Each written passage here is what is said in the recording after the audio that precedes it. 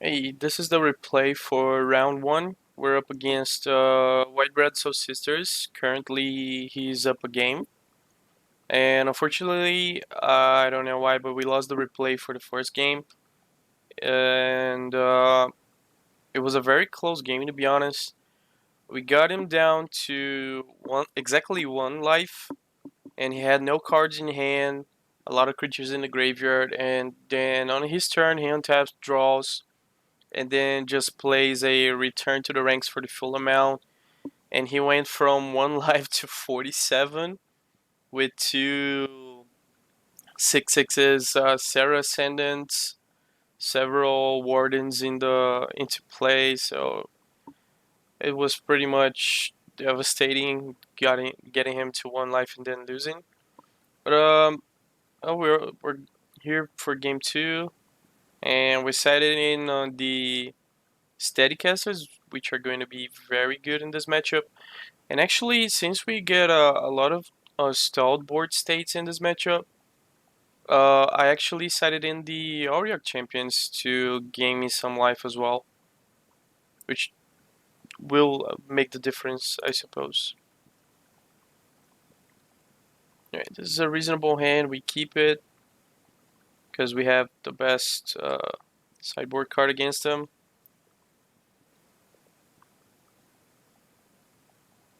A very slow clock, but a reasonable hand.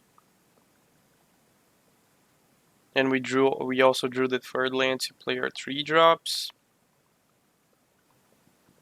Okay, so now we get to start controlling his board. It's pretty obvious that I have Steadycaster here since I'm passing with 3 mana up and not playing anything. This is actually kind of annoying since he had another path. He drew another path to exile. Okay, so now we end step Steadycaster to kill the Soul Warden and block the champion.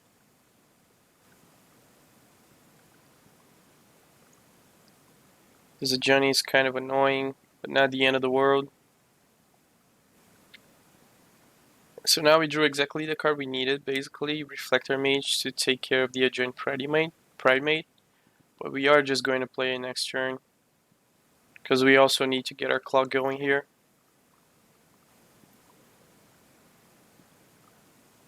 Alright, we knew about the other path, so there's nothing we can do about it. It's better to go on the Steadycaster that already did its job than to go on the creatures that can grow bigger.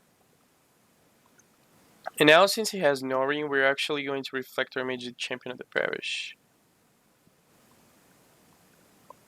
And since I couldn't play Image there, I just had to sack the Canopy and see our draw. So we Reflector Image the Champion of the Parish and attack for 6. Since we have to close this game before he actually gets to get his engine going, which is very annoying for us. Now we still cannot cast Image, but we do have another Rider and another Reflector Mage. Images are kind of stuck in our hand, but there's nothing we can do about it. So we just have to go for the aggro play and use the tokens that I'm generating with Genesis Chamber to block the Agenic Primate. Yeah. So he's taking a lot of damage. If somehow we can get to unlock the Phantasmal Image, we basically just win on the spot because we can copy any of these 3 cards. And we actually have to find something kind of fast because he gets this annoying engine online that he makes a token, gains 2 life with Noring, which is pretty boring. And to rub a little salt in the wound there, we actually drew the Seachrome Coast. Not exactly the tap lane we wanted. Alright, so we can still keep chump blocking the Ajani Pride May. We are not in exactly danger. But he's getting a lot of life per turn, which is very annoying. And I decided to not offer the trade on the Follies Lieutenant here because I think it could grow bigger than like his Champion of the Parish, for example. Yeah, so basically he's just gonna keep attacking with Noring, making creatures gaining life. And fortunately, we actually unlocked both images on the same turn. Yeah. So now we are in a pretty good shape. We have infinite chump blockers due to the Genesis Chamber, but he is gaining a lot of life. But we are attacking 9 per turn in the airs, which is really good for us. And there's nothing he can do about it. He already played, I think, 2 paths and 1 bolt. Yeah, so basically he's dead next turn. Well, almost, due to the Genesis Chamber being the annoying card it is. Alright, so he gets another one. Goes up to 14, I guess. 13? Yep. Then Narin comes back, it goes up to 15. Sorry, 16 due to the 2 Sarah's Ascendant. Man, I'm really bad at math. I think it goes up to 17? Yeah. I'm really good at math, as you can see. I totally did not fail math at school. Just kidding, I always did. But anyway, usually I'm just looking to kill him before he can get this engine online. You can see how annoying this is. He was at 8 and then he went back to 17. It's just a pain in the ass. And there isn't really much of an answer that our deck can provide. We just have to keep attacking non-stop. And here, I'm not really sure why he made this attack. I mean, I had enough blockers to stop his creature, so I don't know exactly why he did that.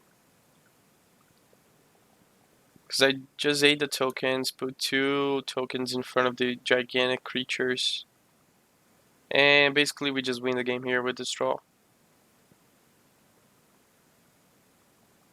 Now he's gonna stop gaining life, and we can just hopefully kill him next turn.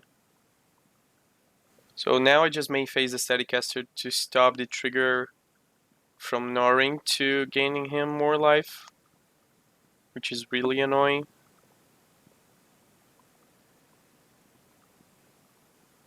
Yeah. So now he's exactly dead next turn unless he draws another Soul Warden or something. Yeah, so we just try and block there and win next turn.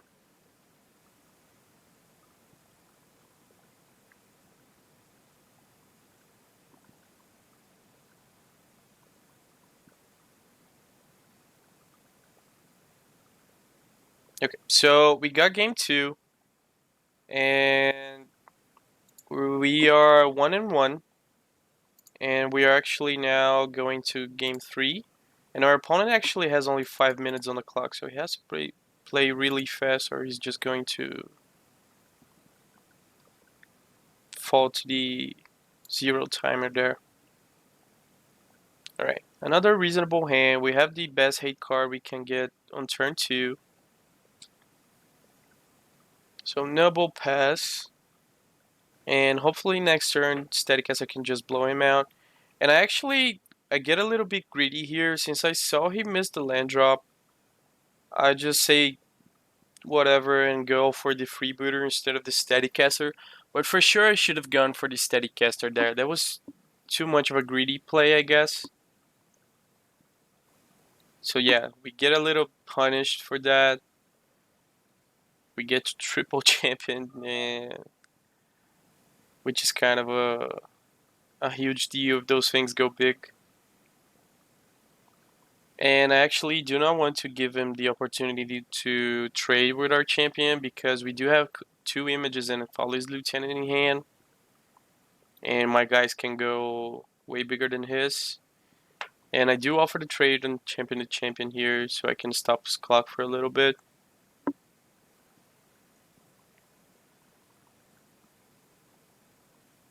And here I do make a mistake. I allow Ranger of Use to resolve when I should have answered with Steadycaster and killed the Soul Ascendant, which was my game plan all along.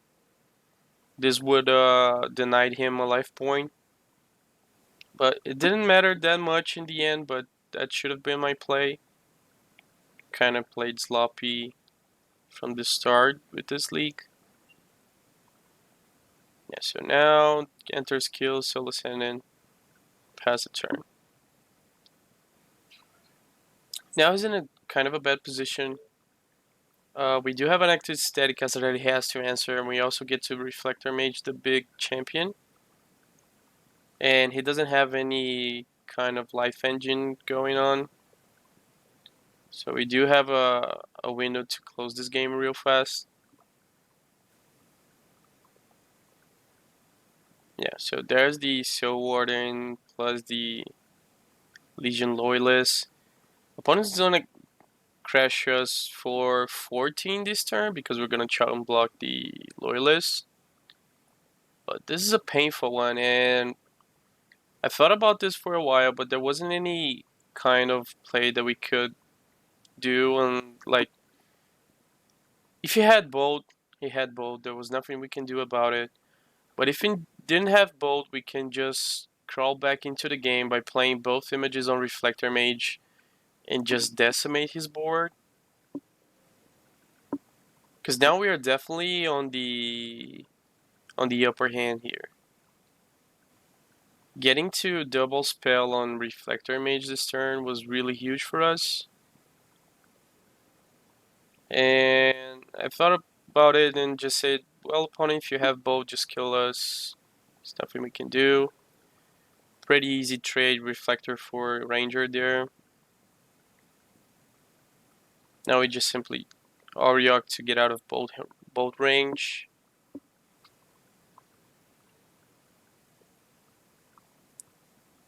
We calculate opponent has to chump block here, otherwise he takes lethal damage. Yeah, so now we are out of bolt range. We are in a pretty good spot.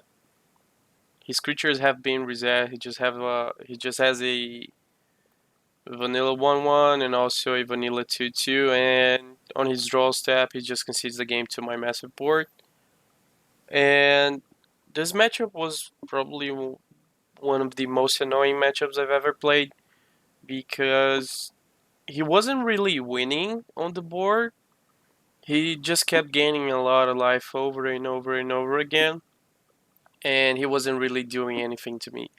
Like, he attacked, I chump blocked, or he couldn't attack due to my board, and I crashed in for like 9 in the air. He just kept gaining 9 or 10 life per turn. It was really annoying, but fortunately we got the win. So thank you for watching. Sorry for missing the game 1 replay, but well, it's Magic Online. It's full of bugs. I don't know what happened. Bye, guys.